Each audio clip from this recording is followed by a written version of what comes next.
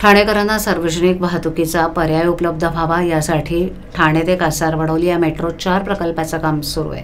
यासाठी घोडबंदर रस्त्यावरील ओळ आणि कासारवडोली येथील स्थानकांचं बांधकाम पूर्णत्वाच्या मार्गावर असून या स्थानकांवर ये-जा करणाऱ्या जिन्यांचं बांधकाम भर रस्त्यात करण्यात येते। या कामाच्या त्रुटींवर बोट ठेवत MMRDAचा हा मोहम्मद तुघलकी कारभार असल्याची टीका शिवसेना ठाकरे गटाचे ओळा-माजिवडा विधानसभा संपर्क प्रमुख नरेश मणेरा यांनी केली आहे।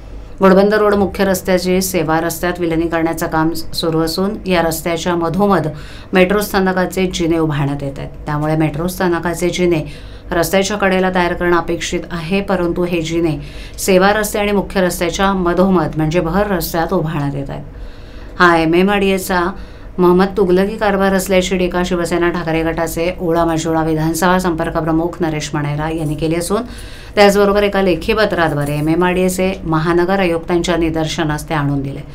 ठाणे कासारवडोली मेट्रो 4ची घोडबंदर रस्त्यावरील ओळ आणि कासारवडोली ही स्थानकं बांधून तयार झाली आहेत। मेट्रो 4चं काम गेली काही वर्ष सुरू असून गेल्या वर्षी घोडबंदर मुख्य रस्त्याचं दोन्ही सेवा रस्त्यांमध्ये विलिनीकरण करण्याचं काम सुरू करण्यात आलेलं आहे।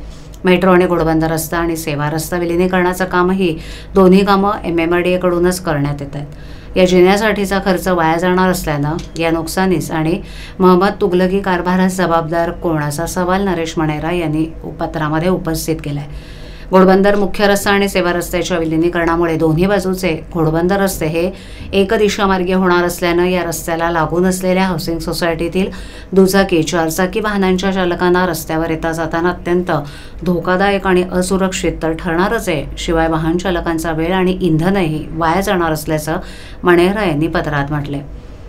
त्यासाठी घोडबंदर विलिनीकरण रस्त्याच्या दोन्ही बाजूस निदान 9 मीटरचा सेवा रस्ता ठेवण्याची आणि संबंधित अधिकाऱ्यांना याबाबत तेथील प्रत्यक्ष जागेवर पाहणी करून पुढील योग्य ती कार्यवाही करण्याचे आदेश द्यावेत अशी विनंती मणेरा यांनी महानगर आयुक्तांना केली आहे।